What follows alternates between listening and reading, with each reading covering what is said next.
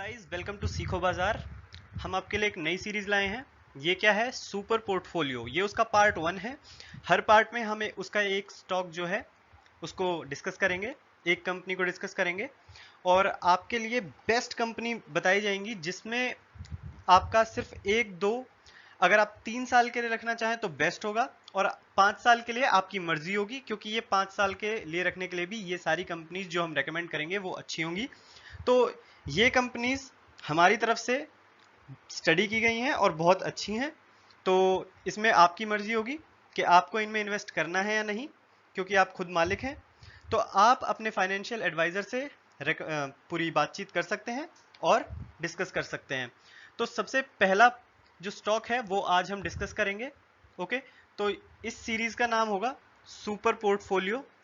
Okay, super portfolio, क्योंकि ये portfolio जो है ये एकदम सेफ कंपनीज में इन्वेस्ट करने के लिए है और ये पोर्टफोलियो हम खुद इसमें इन्वेस्ट कर रहे हैं। तो ये उसका पार्ट 1 है।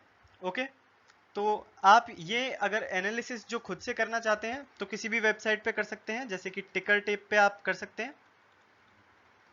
टिकर टेप, इस पे इजीली आपको चीज़ें मिल जाती हैं और आपको स्क्रीनर जो वेबसाइट है उस पे भी आप एनालिसिस करने के लिए उसको यूज़ कर सकते हैं। तो आज हम पहला स्टॉक डिस्कस करने जा रहे हैं। तो ये स्टॉक जो है ये बैंकिंग सेक्टर का है और ये बहुत तेज़ी से ग्रोथ कर रहा है। ये HDFC नहीं है, हालांकि HDFC को भी हम आगे डिस्कस करेंगे कि हमें उसे अपने पोर्टफोलियो में रखना है या नहीं, वो भी एक बेहतरीन स्टॉक है। लेकिन आज जो हम डिस्कस करने जा रहे हैं वो कोई दूसरा ही बैंक है, तो उसके बारे में हम डिस्कस करते हैं। चलिए शुरू करते हैं। तो जिस बैंक की हम बात कर रहे हैं वो है कोटक महिंद्रा बैंक लिमिटेड। तो कोटक महिंद्रा ने काफ़ी अच्छे रिटर्न दिए हुए हैं। हालांकि इसका जो डिविडेंड है ये कोई खास डिविडेंड नहीं देते हैं, तो हमें जो स्टॉक्स यहाँ डिस्कस करने जा रहे हैं वो बहुत ज़्यादा लॉन्ग टर्म के लिए, जैसे कि 10 साल 20 साल के लिए नहीं डिस्कस कर रहे हैं हम, तो हमें डिविडेंड की ज़रूरत नहीं है। हम इसे सिर्फ मैक्सिमम 3 साल के लिए रेकमेंड कर रहे हैं, उससे कम में भी चाहें तो ये बहुत अच्छा रिटर्न देते हैं। ये सारे स्टॉक्स जो हम डिस्कस करेंगे, कोटक महिंद्रा को हम डिस्कस कर रहे हैं, तो ये 1 साल के लिए भी अगर आप रखना चाहें या 2 साल के लिए भी रखना चाहें, जिसमें आपको लगे कि अच्छा आपको रिटर्न मिल गया है, तो आप इसको अपने पोर्टफोलियो में बदल सकते हैं। कोई नया पोर्टफोलियो में इस कंपनी को ऐड ऑन कर सकते हैं। हम भी जैसे ही अगर हमें लगेगा कि बीच में कोई ऐसी कंपनी है जिसको बदलने की ज़रूरत है या उतना ग्रोथ नहीं दे रही है, तो हम आपके लिए नई वीडियो लाके और आपके पोर्टफोलियो को सजेशन देके और रेकमेंड करके आपको बता देंगे। आपकी मर्जी रहेगी उसको बदलना है या नहीं बदलना। लेकिन ये जो स्टॉक्स हैं वो 3 साल के लिए बेस्ट हैं, तो आप 3 साल के लिए चाहें तो इनको इजीली रख सकते हैं। ये स्टॉक्स जो है 5 साल के लिए भी अच्छे हैं, तो 5 साल के रिटर्न भी इनके अच्छे हैं। ओके, तो स्टार्ट करते हैं। तो जो कोटक महिंद्रा बैंक है इसकी अभी जो करंट वैल्यू है वो है 1353। ओके, तो ये जो स्टॉक है अभी 1353 रुपये ओके पे चल रहा है। तो ये ऑलमोस्ट जो है एक अच्छा प्राइस कहेंगे। लॉकडाउन जब से हुआ था उसके बाद से एकदम से नीचे आ गया, तो ये प्राइस कंपेयर टू ये जिस प्राइस पे था बहुत अच्छे प्राइस में मिल रहा है अभी भी। ऐसा क्यों है? क्योंकि ये जो बैंक है इसकी मार्केट कैप ऑलरेडी बहुत अच्छी है, तो आप इसमें सेफली जो है इन्वेस्ट कर सकते हैं। तो ये एक तरह से लो रिस्क जोन में आता है। ओके, तो लो रिस्क वाला ये स्टॉक रहेगा, तो आपको ज़्यादा चिंता करने की ज़रूरत नहीं है। और एक बहुत लार्ज कैप की कंपनी है, तो ऐसी कंपनी यूजुअली सेफर मानी जाती हैं।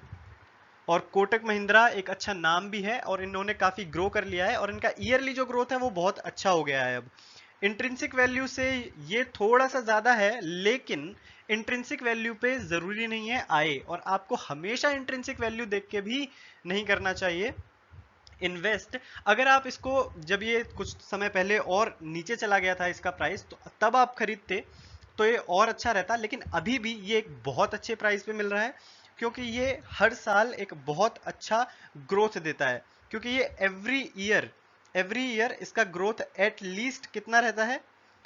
एट लीस्ट इसका ग्रोथ जो है वो कम से कम, अगर आप इसको स्लो ग्रोथ में भी देखेंगे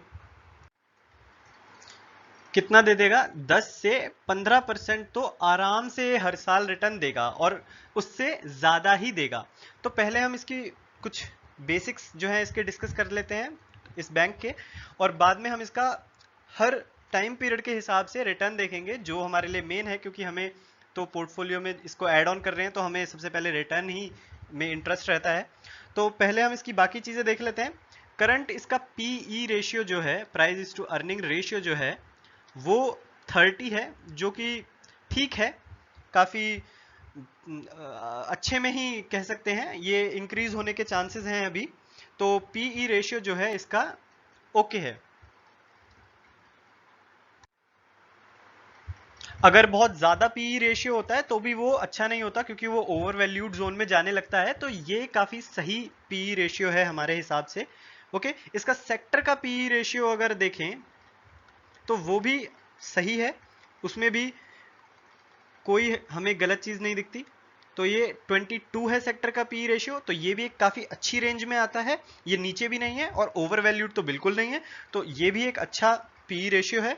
ओके, डिविडेंड जो है कुछ खास नहीं है। अगर हम डिविडेंड की बात करें तो जैसा हमने पहले बोला था कि डिविडेंड के बेसिस पे हमें इन स्टॉक्स को नहीं जज करना है। ओके, तो कोई खास डिविडेंड इनका नहीं है इस बैंक का।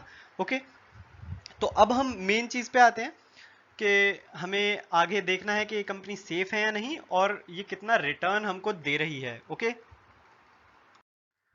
तो जो इसके रिटर्न्स की बात अब हम कर लेते हैं, तो जो रिटर्न्स हैं पर ईयर वो एफडी के कंपेरेटिवली बहुत ज़्यादा रिटर्न्स हैं इसके। ओके, तो एफडी से ज़्यादा हैं, तो इसलिए ऑब्वियसली आप एफडी में तो नहीं करना चाहेंगे इन्वेस्ट। ऑब्वियसली आप किस स्टॉक मार्केट में इक्विटी में कर रहे हैं, और अगर आप ये वीडियो देख रहे हैं तो आप ऑलरेडी स्मार्ट हैं और आपने शेयर मार्केट में इन्वेस्ट करना शुरू कर दिया है। और अगर आप ये वीडियो देख रहे हैं तो आप ब्लाइंडली बिल्कुल नहीं जा रहे हैं मार्केट की तरफ, आप पूरे एनालिसिस के साथ जा रहे हैं, तो आप ट्रस्ट कर सकते हैं और पूरे एनालिसिस के बाद ही आपको इन्वेस्ट करना चाहिए।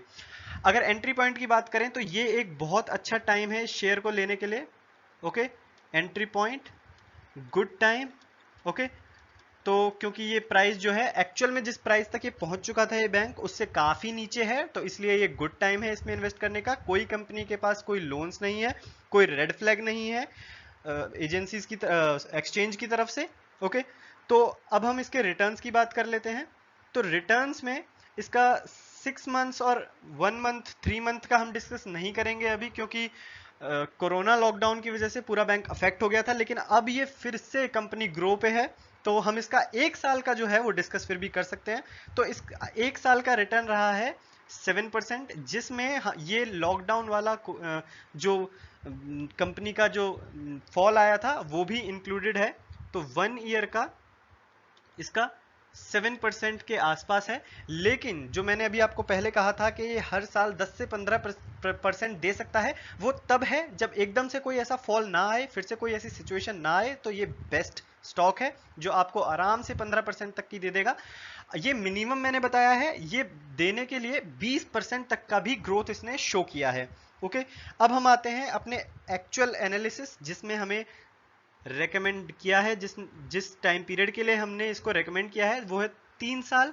तो 3 साल के लिए ये आराम से 87% का इसने ग्रोथ दिया है, यानी कि इजीली हम इसको बोल सकते हैं अप्रोक्सीमेटली 90%।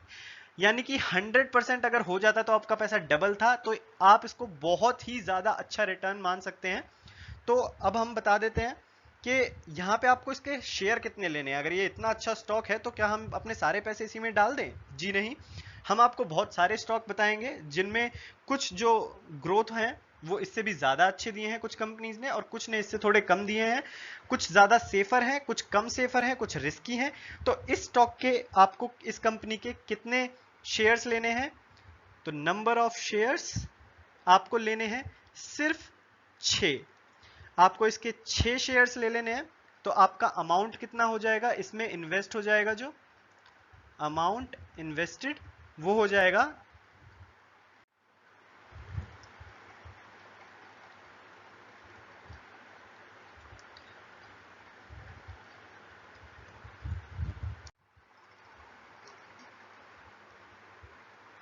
तो आपका अप्रोक्सीमेटली इसमें कितने अमाउंट का इन्वेस्टमेंट हो जाएगा?